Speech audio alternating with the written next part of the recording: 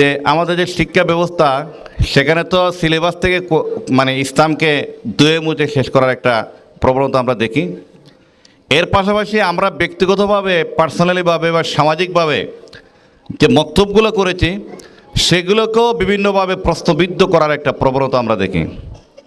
যে সবক পর পীর সদাকত কা আদালত কা সুজাআত কা লিয়া জায়েগা তুঝসে কাম দুনিয়া কি ইমামত কা। আমরা চাইব এখানে কক্সবাজার মাহাদার নিব্রাসে এখানে এমন কিছু লোক যেন তৈরি হবে যারা দিনই ক্ষেত্রে ইমামতের পাশাপাশি দুনিয়ার ক্ষেত্রেও তারা ইমামতি করবে ইনশাল্লাহ। মাহাদার নিব্রাসের প্রোগ্রামে প্রতি বছরই আসি। মূলত এরা বক্তব্য দেওয়ার জন্য না, আমরা আসি মূলত এখানে একটা কোরআনের খেদমত হচ্ছে এবং এইসব প্রোগ্রামগুলো গতানুগতিক কোনো প্রোগ্রামের মতো না, একটা ওয়াজ বা ফিল বা একটা আলোচনা সবার মতো না। এখানে আমাদের শিশুরা তারা কোরআনুল কারীম হিফজ করে এবং হিফজের পরে তাদেরকে একটা আমরা সম্মাননা দিয়ে থাকি। মূলত বাংলাদেশের বাইরে বিভিন্ন দেশের মধ্যপ্রাচ্যের দেশগুলোতে যখন কোনো বাচ্চা হিফজুল কোরআন কমপ্লিট করে তখন তাকে ফ্যামিলির পক্ষ থেকে আলাদা সম্বর্ধনা দেওয়া হয়। এর এই জন্য যে কোরআনুল কারীম হচ্ছে সর্বশ্রেষ্ঠ গ্রন্থ এবং এই গ্রন্থটি আল্লাহ রাব্বুল আলামিন একটা বাচ্চার বুকের মধ্যে ধারণ করার ক্ষমতা দিয়েছেন, এজন্য মূলত শুকরিয়া আদায় করা হয়। সেই জন্য আমাদের এখানে যেসব বাবা মারা তাদের সন্তানকে হিফজুল কোরআন কমপ্লিট করিয়েছেন তারা অত্যন্ত সৌভাগ্যবান, তারা দুনিয়াতেও সৌভাগ্যবান, আখিরাতেও সৌভাগ্যবান। আমরা বাংলাদেশে অনেক সমস্যার মধ্যে আছি, তার মধ্যে বড় একটা সমস্যা হচ্ছে ইসলামিক শিক্ষার বিরুদ্ধে সমস্যা। ইসলামী আমাদের তো আসলে যেভাবে এটা ঠিক যে আমাদের যে শিক্ষা ব্যবস্থা সেখানে তো সিলেবাস থেকে মানে ইসলামকে ধুয়ে মুছে শেষ করার একটা প্রবণতা আমরা দেখি। এর পাশাপাশি আমরা ব্যক্তিগতভাবে পার্সোনালিভাবে বা সামাজিকভাবে যে মন্তব্যগুলো করেছি সেগুলোকেও বিভিন্নভাবে প্রশ্নবিদ্ধ করার একটা প্রবণতা আমরা দেখি।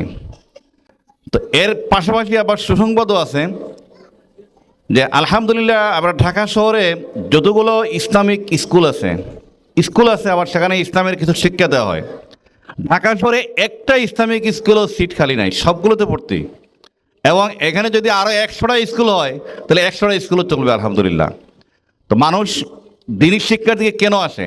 এজন্যই আসে যে আমার সন্তানটা যেন সে দিনী শিক্ষা যদি শিক্ষিত হয় অন্তত সে দুনিয়াতে মা বাবার খেদমত করবে, সমাজকে আলোকিত করবে, মৃত্যুর পরে সে যেন আমার জন্য বলে যে রাব্বির হামহুমা কামা রাব্বায়ানি সগীরা, এই দোয়াটুকু যেন অন্তত করে।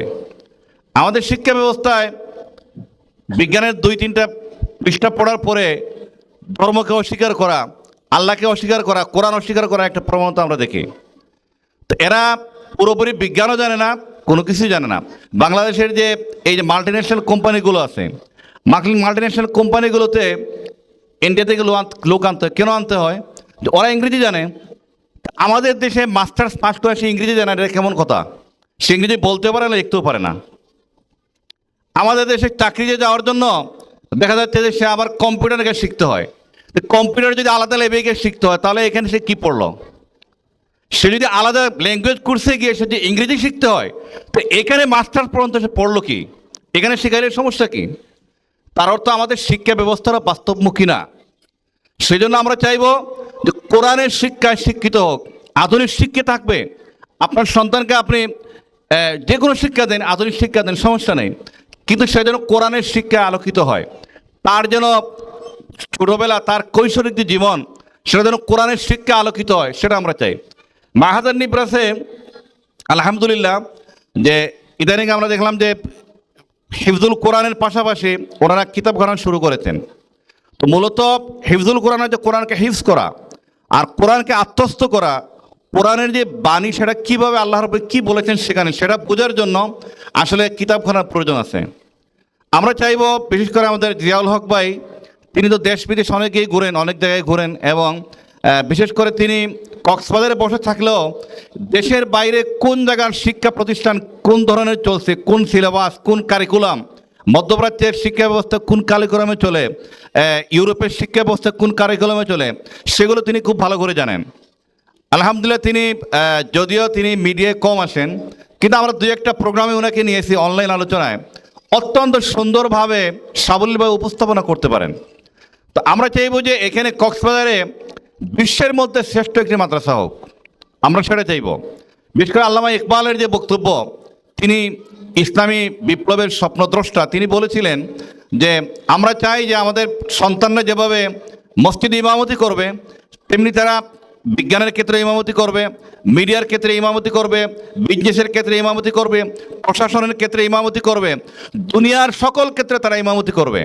এবং তিনি সেজন্য তার 2 লাইনের শেরে বলেছিলেন যে সবক পর পীর সদাকত কা আদালত কা সুজাআত কা লিয়া যায়েগা তুঝসে কাম দুনিয়া কি ইমামত কা। আমরা চাইব এখানে কক্সবাজার মাহাদার নিব্রাসে দুনিয়ার ইমামতি করার মতো যোগ্যতা সম্পন্ন লোক তৈরি হবে ইনশাল্লাহ।